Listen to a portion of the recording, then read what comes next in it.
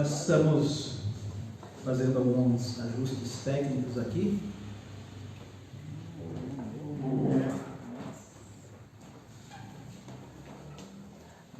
Tivemos um problema técnico, mas estamos fazendo alguns ajustes. Eu quero saudar a todos com a graça e a paz do nosso Senhor Jesus Cristo, nessa manhã tão gostosa, depois de uma chuva tão abençoada que nosso Deus nos mandou. Alguns dias, agora o tempo está mais tranquilo, mais gostoso, e da mesma forma, nessa serenidade, nesse espírito, a nossa oração, o nosso desejo é que o Espírito Santo de Deus toque no teu coração através da mensagem. Abra a tua Bíblia, o teu aplicativo, no livro de Juízes, capítulo 6. Eu vou usar aqui a nova tradução linguagem de hoje. Juízes, capítulo 6. Eu vou começar a partir do verso 11. E o tema da nossa mensagem de hoje é: libertos das algemas do medo. Libertos das algemas do medo. O livro Juízes, capítulo 6, dos versos 11 a 16. Nós vamos fazer a leitura de forma progressiva. Nós vamos, no decorrer dessa mensagem, fazendo a leitura do nosso texto para a nossa meditação. Que o Espírito Santo de Deus nos conduza, que Ele nos dirija e que todas as barreiras que possam impedir que a palavra de Deus penetre no teu coração, trazendo vida, trazendo libertação, possa neste momento cair pelo poder de Jesus Cristo, o nosso Senhor. Vamos prestar muita atenção, porque o medo é algo inerente ao ser humano. Nós todos temos o medo, mas há algumas circunstâncias que esse medo ele chega a ser nocivo, ele chega a ser diabólico. E o que eu quero meditar com você hoje, meu irmão, minha irmã, jovem, adolescente que pode estar nos assistindo, é a história do chamado de Gideão. Muito provavelmente você já ouviu falar dessa personagem, você já ouviu alguma história sobre ele, talvez você conheça muito bem a história de Gideão. E através dessa história, não do legado todo, mas do chamado de Gideão, entendermos como é que Deus interage conosco, com nossos medos e fragilidades. Como é que Deus ele interage em nossas vidas, quando nós estamos com medo, quando nós estamos frágeis. O que é que Deus faz? Às vezes, Ele age de uma forma diferente, a qual nós esperamos que Ele haja. Também aqui eu quero deixar claro aos irmãos que eu não vou tocar precisamente no medo comum. E o que é o medo comum? Medo comum é o medo diário que nós temos. Talvez seja um pouco diferente o seu medo do meu, mas de certa forma nós temos medo de perder emprego, nós temos medo de morrer, nós sabemos que vamos morrer, mas nós não queremos. Nós temos medo de ser assaltados, enfim, N coisas que podem acontecer no nosso dia a dia e que nós tomamos cuidado. Mas não é especificamente desse medo que eu quero falar com você. Mas eu quero falar com você sobre como é que Deus age, como é que o nosso Deus age para tirar uma pessoa das algemas do medo e da fragilidade, quando as circunstâncias de vida dessa pessoa têm sido e foram e são até hoje um campo de batalha.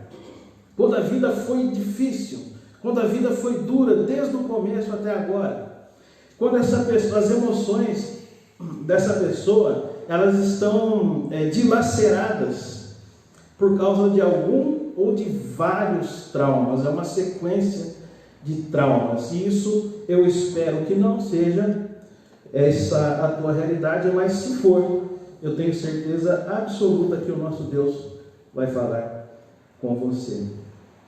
E você sabe que em algumas pessoas nessas circunstâncias, quando a vida não tem sido fácil para essas pessoas, vem de trauma em trauma, de batalha em batalha, de medo em medo, essas pessoas chegam ao ponto que elas perdem a vontade, o prazer de viver. Perdem totalmente o seu prazer de viver, de tão machucadas que elas já estão. De tanto trauma, de tanta perda, de tanta dor que essa pessoa já passou, de tão amedrontada que essa pessoa está pelos fatos que ocorreram na sua vida. Algumas pessoas não têm coragem de tirar a sua própria vida, por isso elas vivem porque o coração está batendo, elas vivem porque elas estão respirando. E algumas pessoas, para elas estar vivas ou mortas, tanto faz. Algumas dizem que até morte seria melhor. E nós precisamos entender melhor essas pessoas e entender como é que Deus vai agir na vida dessas pessoas. É um ser humano totalmente exaurido das suas forças morais. Uma pessoa sem moral, já não tem força, já não tem o que levante mais essa pessoa. É uma pessoa que acorda e lamenta por ter acordado, porque sua história de vida não é fácil. Então, uma pessoa que não tem esperança e tem mais medo do que vontade de viver. Então, nós vamos aprender isso através da história de Gideão. Se você puder acompanhar comigo, Juízes capítulo 6, dos versos 11 a 13, ok? Eu vou ler. Então o anjo do Senhor veio e sentou-se debaixo de um carvalho que havia perto do povoado de Ofra. Esse carvalho pertencia a Joás, que era da família de Abiezer. O seu filho Gideão estava malhando trigo no tanque de pisar uvas, escondido, para que os midianitas não o encontrassem. Então o anjo do Senhor disse a ele: você é corajoso e o Senhor está com você. Gideão respondeu: se o Senhor está com o nosso povo, por que está acontecendo tudo isso com a gente?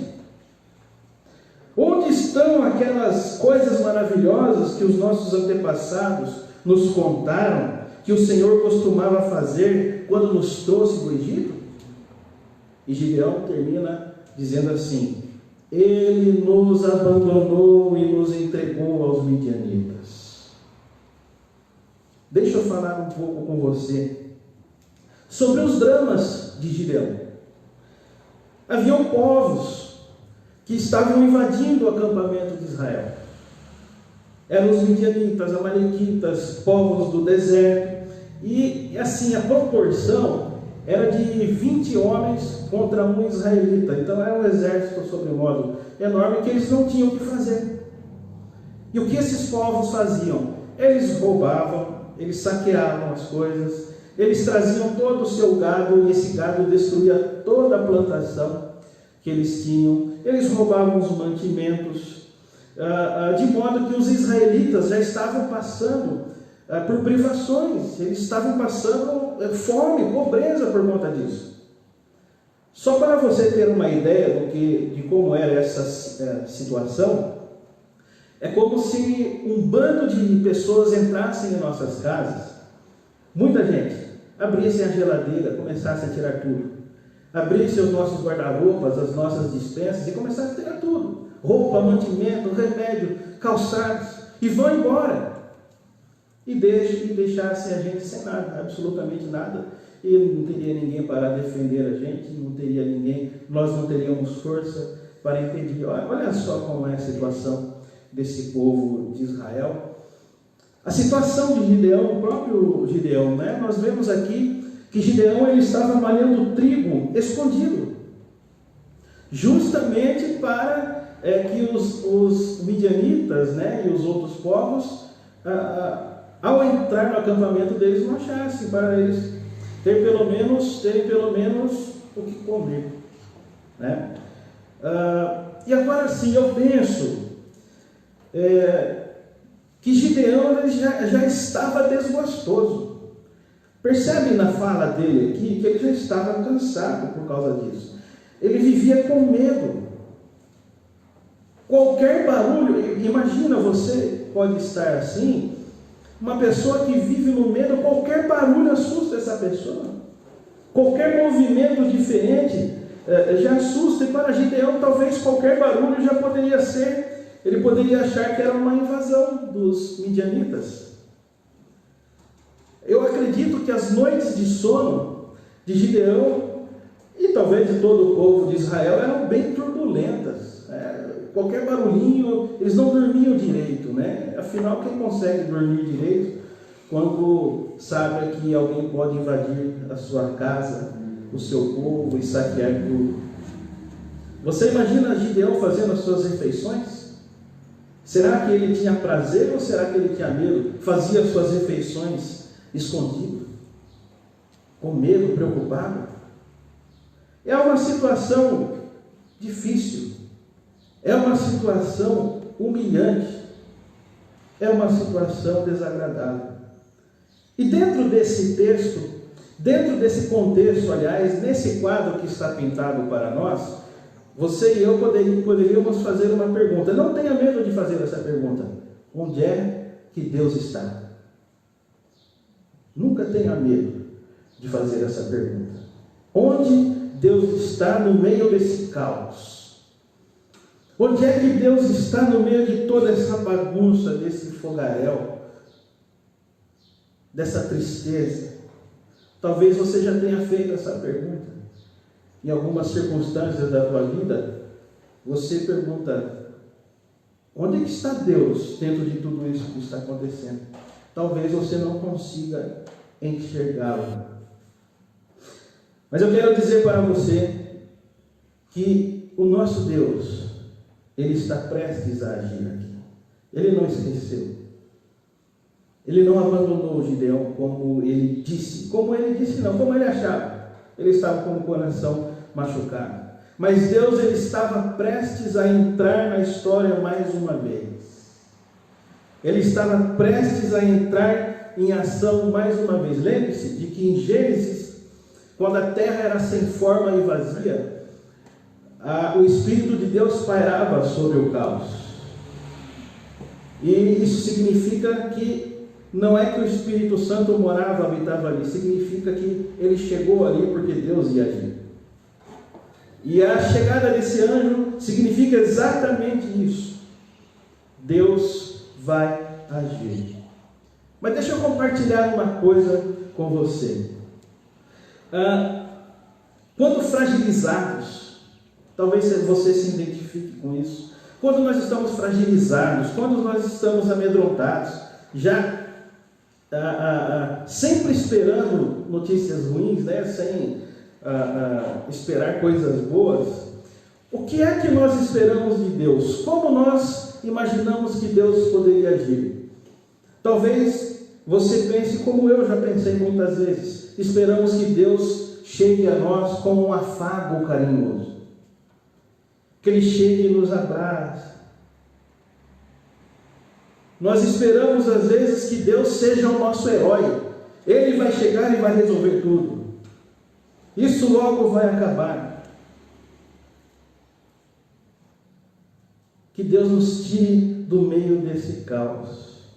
Mas observem só, é muito interessante esse texto, é muito interessante.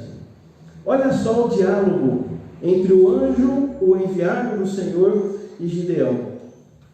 O anjo se aproxima de um homem sem coragem, de um homem sem moral, de um homem sem esperança, e eu acredito que muito estressado, mas bem estressado. E aí o anjo diz o seguinte: você é corajoso, o Senhor está com você. E eu fico aqui imaginando Gideão olhando para o anjo e pensando o que ia responder. Não é mesmo? Porque o que o anjo disse não estava condizendo com a realidade que Gideão estava vivendo. Gideão não era valente, ele estava com medo. E Gideão já ele disse, falou, Deus não está conosco, Deus nos entregou aos midianitas. Mas meu irmão, minha irmã, o que o anjo disse ao frágil Gideão era um prenúncio do que Deus ia fazer. Ele não estava olhando para trás, ele não estava mentindo para Gideão, ele não estava dando uma palestra de autoajuda para Gideão, para levantar a moral de Gideão. O anjo estava já anunciando que Deus ia fazer alguma coisa. E talvez Gideão não tenha entendido isso. Ele não entendeu que o anjo fazia um prenúncio, falando de coisas que iriam acontecer. Percebem que o anjo ele não traz um afago de Deus.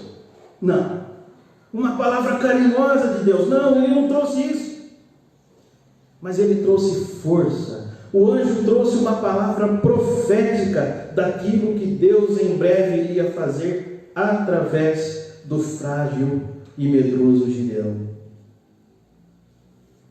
Mas olha só, Gideão não ficou quieto não. Ele estava tão machucado, ele estava tão indignado, que ele faz um acerto de contas agora com o anjo. Ah, você veio, então vamos fazer um acerto de contas. Se o Senhor está com o nosso povo, por que está acontecendo isso? De que adianta ouvir os grandes feitos que o nosso Deus fez lá no Egito, se agora nós estamos passando por tudo isso, se Ele nos entregou, nos abandonou, nos entregou nas mãos dos midianitas? E aqui eu quero compartilhar uma coisa com você, meu irmão, minha irmã. Como é difícil lidar com o sentimento de abandono. Como é difícil lidar com o sentimento de desamparo e de injustiça. Talvez você esteja vivendo momentos assim, você esteja até questionando a Deus por fatos que estão acontecendo ou que aconteceram na tua vida. Mas sabe de uma coisa? O que é preciso é conhecermos melhor o nosso Deus. O problema não está com Deus, o problema é que nós precisamos conhecer melhor o nosso Deus, e isso se dá pela palavra. E olhando alguns exemplos, nós vemos que Deus ele não dá satisfação do que Ele faz. O nosso Deus ele não dá explicação, praticamente Ele não responde nenhum questionamento, e isso, meu querido irmão, minha irmã, mostra-nos um pouco da sua graça sobre as nossas vidas. Às vezes a graça ela vem embalada em uma embalagem, uma caixa feia, não muito agradável. Talvez você lembre da história do profeta Elias no Monte Horebe, escondido numa caverna. E aí Deus chega para ele e pergunta: Elias, que fazes aqui? Aí Elias faz o quê? Solta o verbo. Fez igual a Gideão. O teu povo te abandonou, mataram todos os seus profetas, estão querendo me matar, e eu estou aqui escondido, pobre de mim. E de fato, um homem como Elias estar num sentimento, expressando um sentimento desse, aquele peso era muito grande sobre ele. Mas o interessante disso é que Deus não presta conta nenhuma. Deus não fala nada para ele. Logo depois que Elias ele faz essa reclamação, Deus diz assim: então você vai e unge Azael, unge Eliseu para ficar no seu lugar, unge o rei da Síria. Deus não falou: oh, coitado de você, fica aí que eu vou tratar. Ele disse: não, vai, volta para o caminho de Damasco, ou seja, volta a fazer o que eu mandei você fazer. Percebe como Deus ele costuma tratar os seus filhos, os seus amados filhos?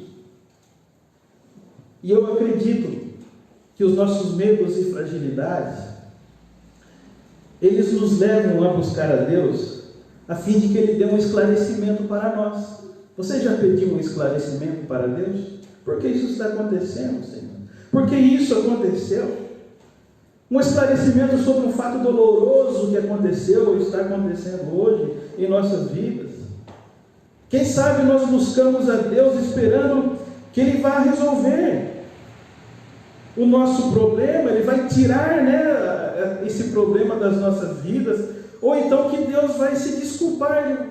Puxa vida, meu filho, eu não vi, eu não sabia que você estava passando por tanta luta. Puxa vida, eu estava ocupado com outras coisas. Talvez seja isso que nós buscamos em Deus. Ouça bem o que eu vou dizer a você. É aí que nós podemos nos frustrar com Deus. Sabe por quê? Porque Deus não erra.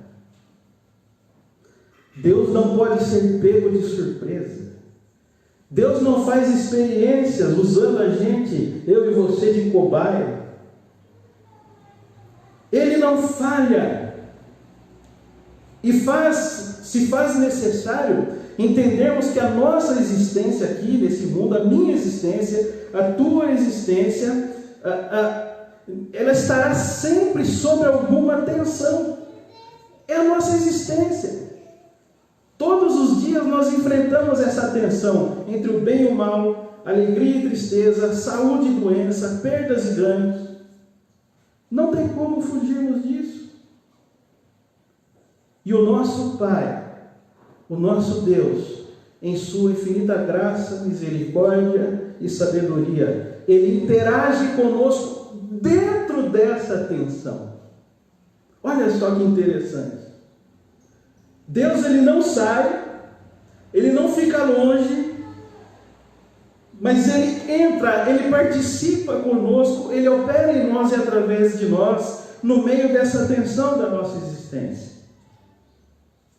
É isso que muitas pessoas não entendem e por isso estão decepcionadas com Deus, com a igreja. Acham que Deus as abandonou.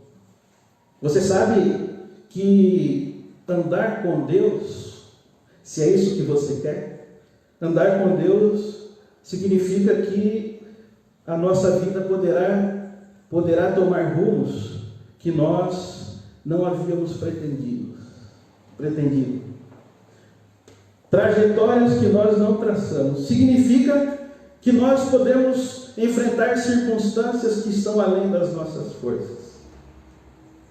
Se prepare. Deus não nos livra das nossas tensões existenciais, mas Ele nos coloca frente a frente com elas e nos mostra, através de duras e desagradáveis circunstâncias, a sua graça, a sua misericórdia, a sua sabedoria. Esse é o nosso Deus, o nosso grande Deus. No meio desse caos, como Gideão estava vivendo, dessa falta de perspectiva que talvez você esteja vivendo, Deus, Ele está muito próximo de nós, Ele nos encontra ali. E é nesse momento que Ele começa a se revelar a nós. Um lado do seu amor que até então nós não conhecíamos. Um lado da sua graça que nós até então não conhecíamos. E Deus, nesse momento, Ele começa a nos tratar, sabe por quê? Para nos livrar de nós mesmos. E é aí que nosso orgulho começa a inflamar. Nós falamos, Deus, tem alguma coisa errada com aquela pessoa, tem alguma coisa errada com o mundo, e Deus vem e diz, não, tem a coisa errada com você, eu vou te tratar agora. Eu vou começar a tratar você. E aí, como é que Deus faz? Não é pelo afago, não é pelo o carinho humano, paternal que nós esperamos que ele nos trate, mas Deus, Ele vai fragmentando todos os nossos conceitos de vida, de felicidade, de graça, de bênção. Ele fragmenta, Ele vai mudando tudo. Deus nos leva a um patamar totalmente diferente, onde nós notamos que pouco nós sabíamos sobre esse nosso Deus. Que pouco nós conhecíamos sobre esse nosso Deus, pouco experimentamos desse nosso Deus, e percebemos que até então Ele na verdade era para nós o Deus desconhecido. Como Paulo em Atenas, o Deus desconhecido. E é nesse processo de autoconfronto, que o Senhor nos cura. O Senhor vai maturando a nossa fé. O Senhor vai raspando o nosso orgulho ferido. Se tem uma coisa que faz mal para o cristão é o orgulho. Mas o orgulho ferido é pior ainda. E Deus ele vai raspando, porque o orgulho ferido tem que ser raspado. Isso incomoda demais. Isso machuca demais.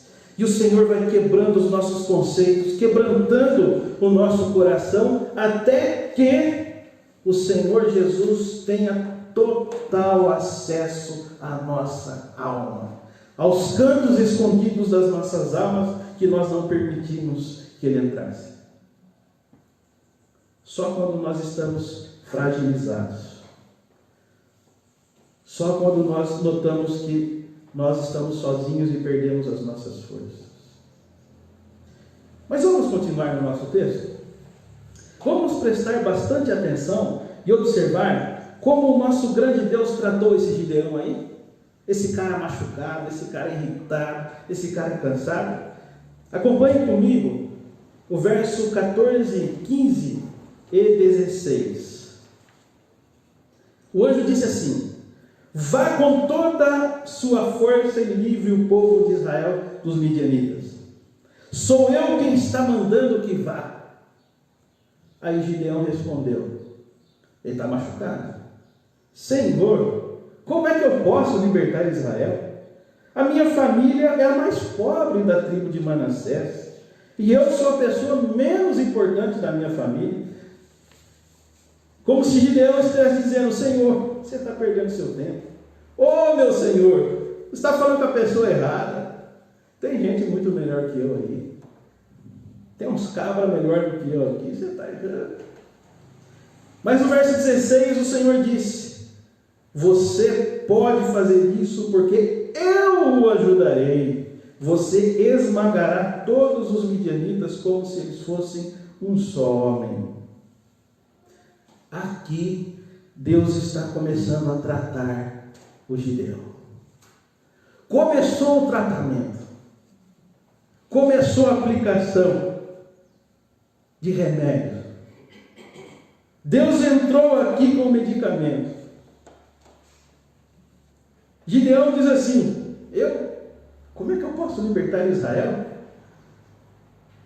A minha família é a mais pobre de Manassés e eu sou o menos importante da minha família.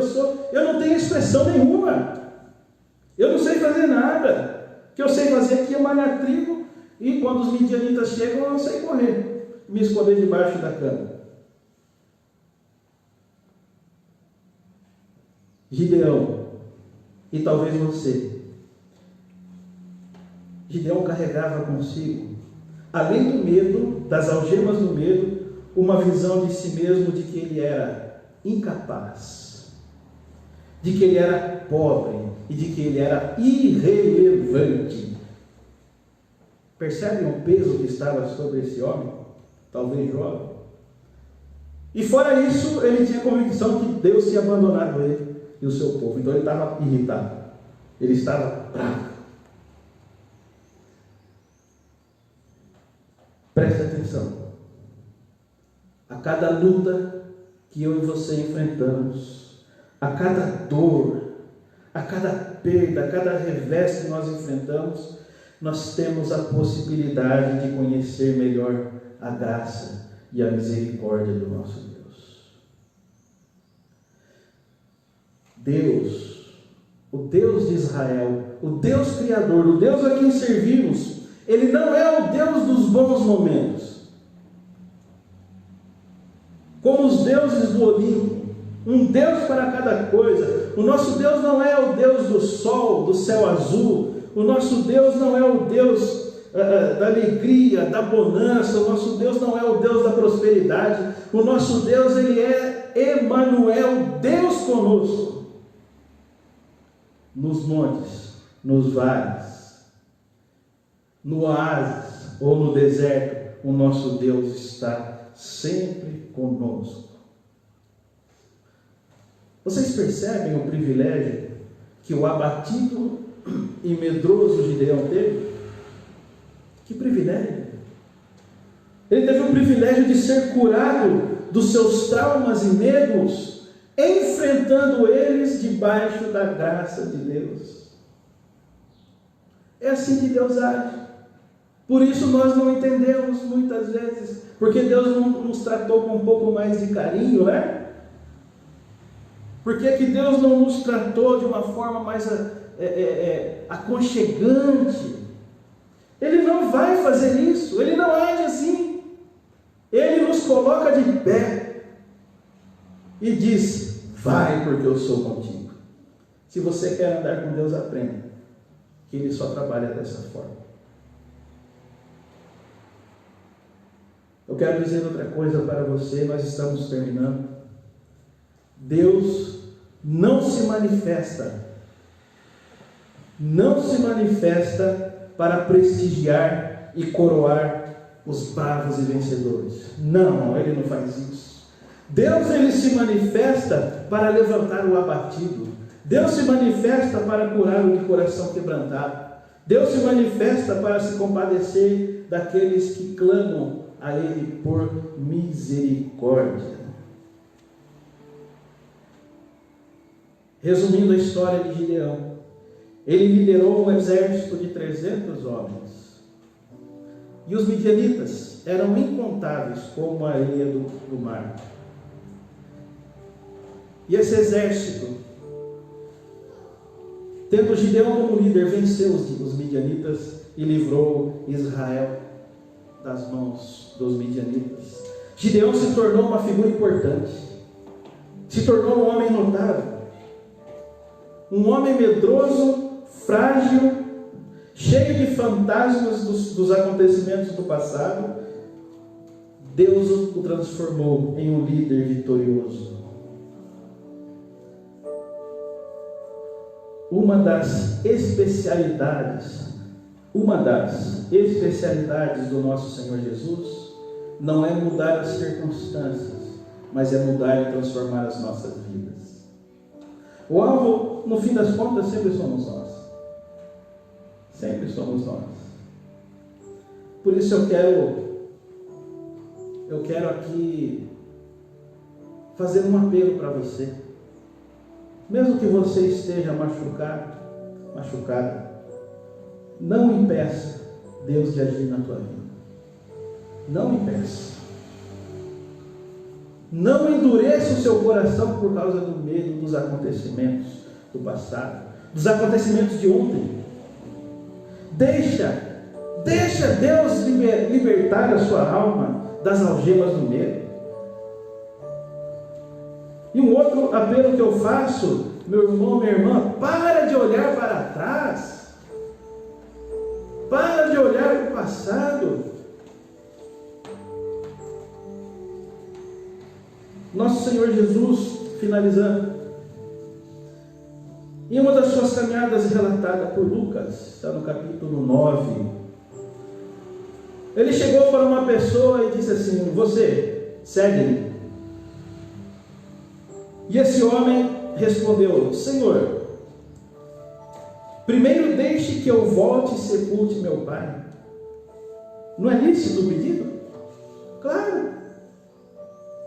Olha a resposta do Senhor: deixe que os mortos sepultem os seus mortos, mas você vai e anuncie o reino de Deus.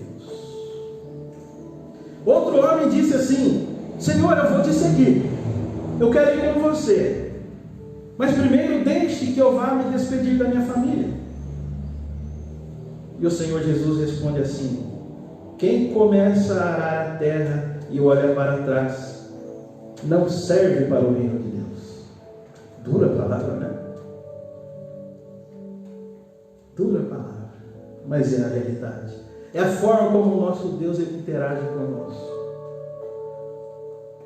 Paz, felicidade, tranquilidade eterna nós teremos na morada celestial, mas enquanto aqui a nossa vida estará sempre sob alguma tensão.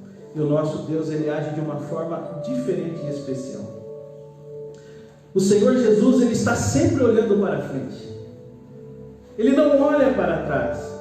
O nosso Senhor Jesus ele é dinâmico.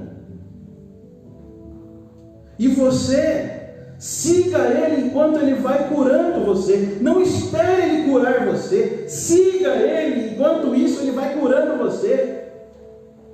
O nosso Senhor Jesus não gosta desse negócio de olharmos para trás e ficarmos presos ao passado. É assim que Deus tratou Gideão, é assim que Deus tratou Elias. Vai! Segue, vai, anda! Fazendo uma analogia engraçada, como se olhássemos para Deus no seu trono, e Ele faz assim para a gente: vai que eu vou ser com você, meu, vai, segue, sai do esconderijo, meu irmão, minha irmã, sai de cima do muro, o teu Deus é contigo, o teu Deus é contigo. O nosso Deus não é o Deus que fica indeciso, não é o Deus que fica em cima do muro do esconderijo, Ele está sempre andando. As raposas têm covis, os pássaros têm os seus ninhos, mas eu não tenho onde reclinar a cabeça. Essa é uma essência do reino de Deus.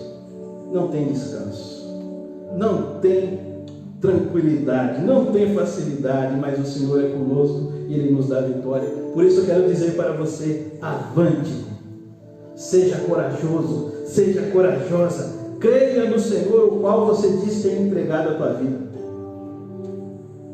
Olha para Jesus e experimente o poder e a graça do nosso Deus em Jesus Cristo sobre a tua vida. Graça essa que torna você forte no Senhor. Graça essa que te capacita no Senhor. Graça essa que te dá a vitória no Senhor. Porque Ele é contigo, Ele é comigo, Ele é com a sua igreja, Ele é conosco. Feche os teus olhos, eu quero orar por você. Põe a tua vida diante do Senhor agora. Se você está com teu orgulho ferido, deixa que o Espírito Santo passe raspando essa ferida, essa casca. Deixa Ele tratar o teu coração agora. Meu Deus e Pai de misericórdia, visita, Senhor, esse teu filho, essa tua filha, esse homem, essa mulher, esse adolescente, esse jovem, essa criança, que estão presos nas algemas do medo, porque suas vidas não têm sido fáceis, mas o Senhor é o Deus do recomeço, o Senhor é o Deus que reescreve a nossa história, nos dá um novo caminho, uma nova vida, uma nova esperança. Que agora, Senhor, por meio do teu Espírito, no nome do Senhor Jesus, esse teu filho, essa tua filha, essa família, sejam agora, Senhor, ministrados pelo poder sobrenatural do alto, Senhor. E que todas as mentiras, que todas as amarras, que todas as cadeias do inferno, Senhor, sejam despedaçadas agora, que sejam destruídas, e esse teu filho, essa tua filha amada, Senhor, sejam libertos, Senhor. Tira, Senhor, esse teu filho, Senhor, do medo, do calabouço do medo. Livra esse teu filho, Senhor, das algemas do medo, ó meu Deus. Derrama, Senhor, a tua paz, a paz que excede todo entendimento, ó Deus. Deus vivo, Deus da cura, Deus sobrenatural, Deus todo-poderoso. Reescreve, ó Pai, uma nova história em nossas vidas. Eu oro, Senhor, no nome mais lindo, mais poderoso, mais santo, mais importante de todo o universo, no nome do nosso Senhor Jesus Cristo, que vive, reina e reinará eternamente. Ele é vitorioso. Glórias ao teu nome, Senhor. Amém. Que Deus te abençoe. Vamos cantar? Vamos louvar a esse nosso Deus maravilhoso?